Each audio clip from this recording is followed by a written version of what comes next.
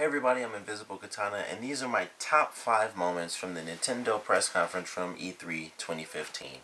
Now, just to get right into it, number 5 for me was Metroid Prime Federation Hunters. I have to actually look at the whole name. I know a ton of people were just destroyed with that game, but honestly, um, it kind of interested me more than like the other ones that I didn't put on the list, like the Yoshi's Yarn, and I have like no interest in Skylanders, to be honest. It probably wouldn't be on the list if they put the Smash Brothers stuff that they had, which I don't know why they didn't, but that's, there. I'm sure there are already a million videos about why they didn't do that and all that extra stuff. So that's why Metroid Prime is at number 5 for me. Um, or Metroid Prime Federation Hunters. It looked fairly interesting. I think the biggest thing that really caught my attention was just the fact that it was 4 players. There are a lot of issues with the way it looks. It does look very meh, like not even meh. It does just look really bad. But it just caught my attention because it was 4 players. It was kind of just like, I don't know. It interests me more than the Yoshi thing, and as much as I love the Yoshi's Yarn game and just the way it looks and kind of the stuff they mentioned for the amiibo with that, which I think is a cool concept, and a lot of the amiibo stuff I thought was pretty cool. The Metroid Prime thing kind of, admittedly, it's kind of just on it to be number 5, but it did get my attention a little just because it was 4 players. So that's really it. It was kind of like the 4 player thing caught me. I guess the soccer ball, plasma ball thing, whatever, that's not too bad either, but we'll see how all that plays out. Last time I looked, I know that like if just the trailer itself, if you go find it on YouTube, it was like 5,000 likes, 54,000 dislikes or thumbs down. So there's that, and we'll see how all that stuff plays out. There's also a petition already, just to have the game get canceled, which I think is kind of funny. But that's what happens. That's what they've done with Metroid so far. I know a lot of people are super pissed, but maybe it'll change. Maybe it'll get better. Who knows? But that's my number 5. Going into like the actual really fun, good games and stuff. Number 4 for me was Super Mario Maker. Ever since it was announced, which I do believe was last E3, I thought it looked really cool. I think it's just a great idea. Like here's Super Mario World, and you can just make it how you want. When it was announced, I think it was the original and Super Mario Brothers 3, or maybe Super Mario World. It was only 2 initially, but now we have like Super Mario Brothers original, 3 Super Mario World, Super Mario Brothers U. So that's, there's a lot of stuff, and they did. That was one of the big things I wasn't sure about, but they did mention it in the conference, is that you can actually mix the assets together. So that's gonna make it even cooler, because I thought like you could just have Mario Brothers, Super Mario Brothers 3 World, and Wii U, and that would pretty much be it. But knowing that you can actually mix them together is really really cool, and I can't wait to see how all that stuff plays out. Like I don't have a 3DS myself, so it's not really gonna happen like that for me on the 3DS, and I still don't really know if it's on the Wii U. I believe it is. I'm pretty sure somewhere in the conference they actually had someone on a gamepad doing it, so I guess it is on the Wii U. Like honestly, they never really specified, so I never honestly really even thought about it until just now. But it does look cool. Like I always thought it looked cool. I think what they showed off looked even cooler. I like that was probably my favorite little background thing that they did. They had the thing with Star Fox, which was okay for me, the sort of like background story stuff. But for that one, I really loved it because it was like we got to see those really old sketches for how they would draw the levels. I actually thought that was just a really cool bit of history, and it was just like, that's actually cool. I never even remotely thought of that. And they talk about how they had to use the sort of see-through paper and stuff to make corrections, like, all right, move this over here a little bit, and stuff like that. So I definitely loved it. I thought that was pretty cool. The game itself still looks amazing. They showed off just more craziness with it than just making the craziest levels. So definitely number 4 for me. I just thought it looked good. They showed more of it. I always thought it looked great to begin with, and it still does. So I'm excited for that one to come out, and all the just obvious stuff we're going to be getting on YouTube from those videos. But number 3 for me is the other Super Mario game that we got to see, which I actually was very surprised by this one, but I have to, of course, look at it to read the entire name. But Mario and Luigi Paper Jam Bros. I thought that was an awesome reveal towards the end, or I guess it was sort of in the middle, I guess.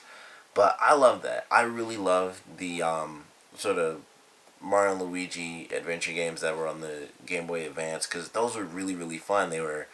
I never played the Super Mario RPG game, but I know that they're reminiscent of that, and they were really fun to play.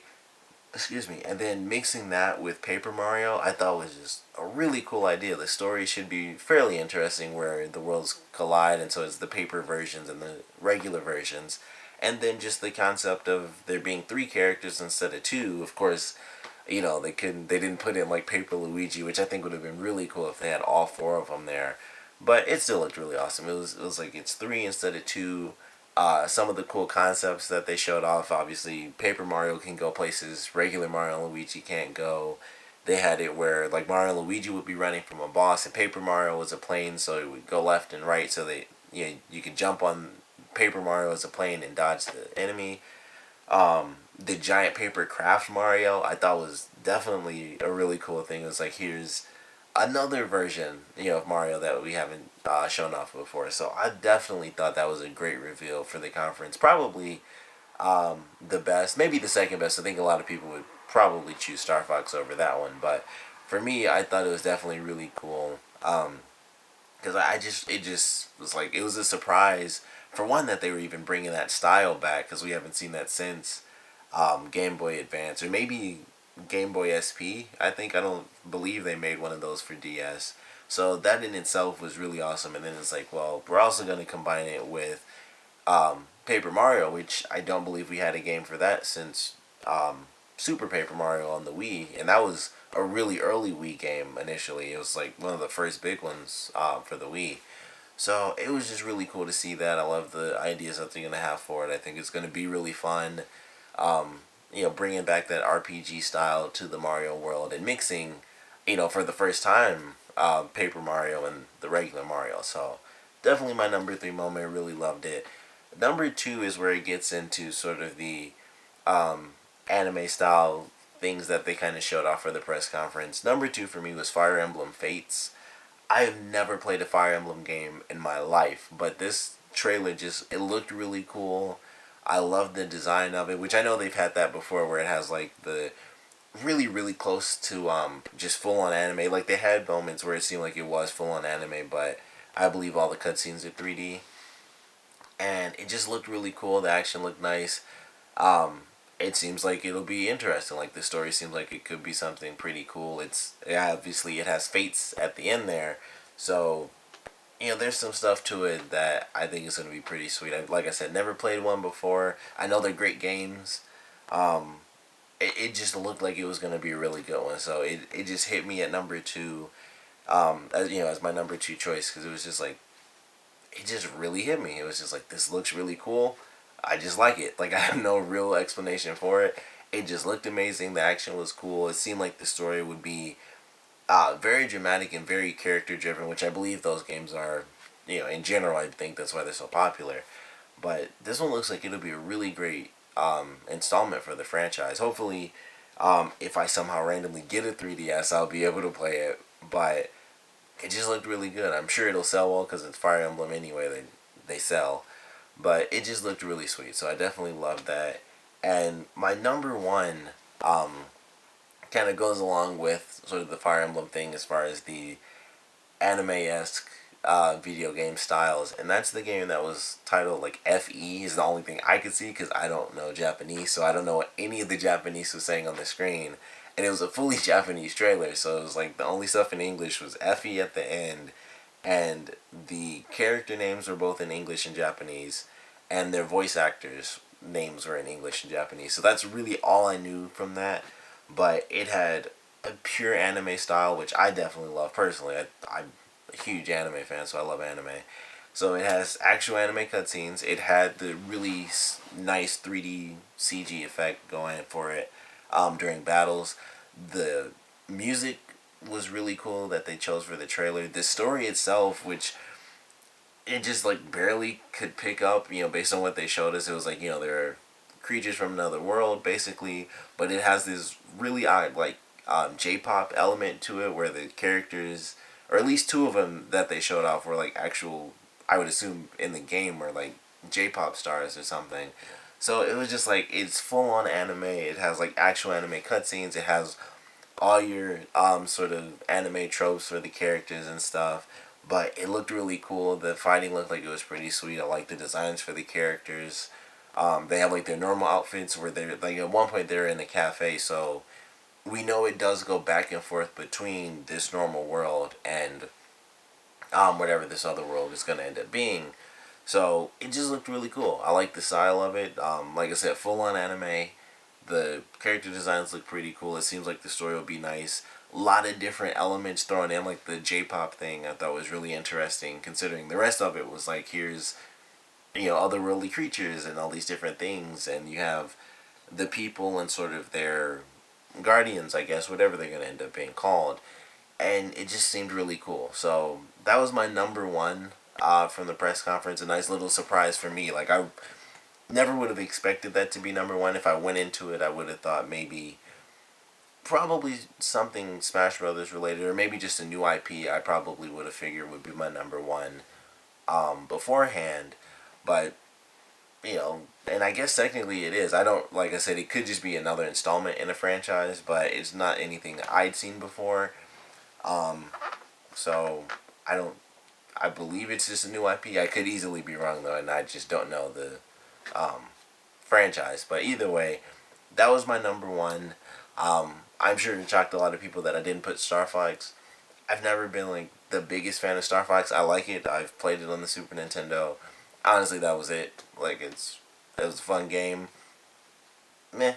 It's just like it just didn't really appeal to me that much. I've never been that giant of a fan of it. So you can hate me for that. I don't. It doesn't really matter. But I do want to know your favorite parts, and also your least favorite parts from this press conference. Um, excuse me. I'm sure there are going to be a lot of least favorite moments, so that's fine. You guys can definitely put those below.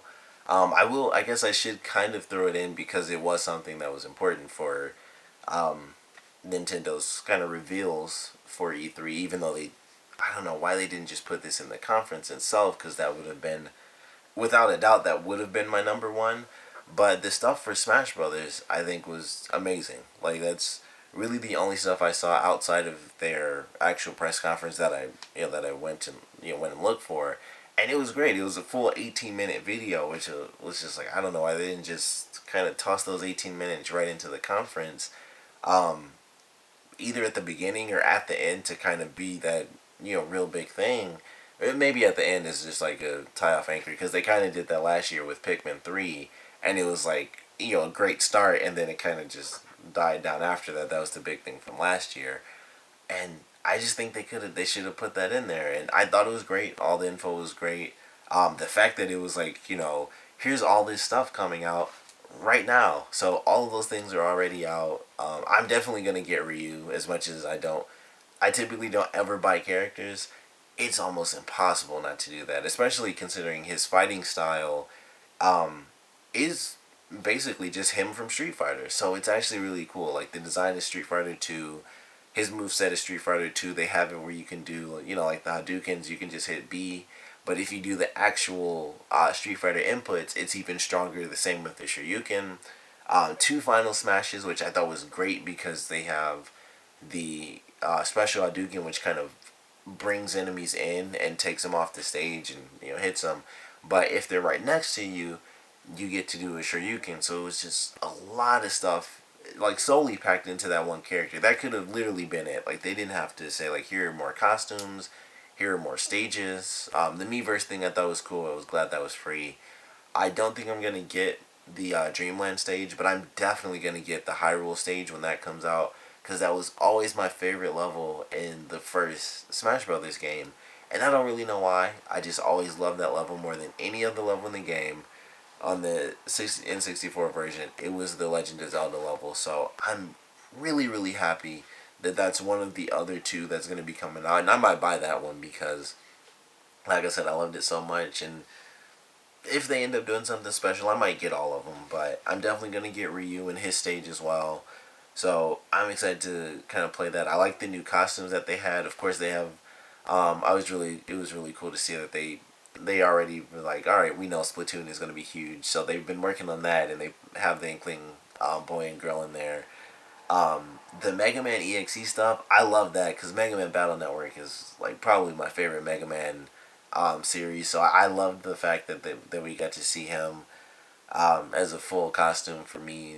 Zero was definitely cool because Zero is just really sweet. I like, admittedly, I like Zero X a little bit better, which is the Game Boy Advance franchise that takes place like hundreds of years after Mega Man X, and he's more human. He doesn't have like the blocky look. He's actually like skinnier and stuff. I personally like that design more, but the regular Zero with like the super long hair and stuff. Well, both versions have the long hair, but the initial version still looks cool and everything.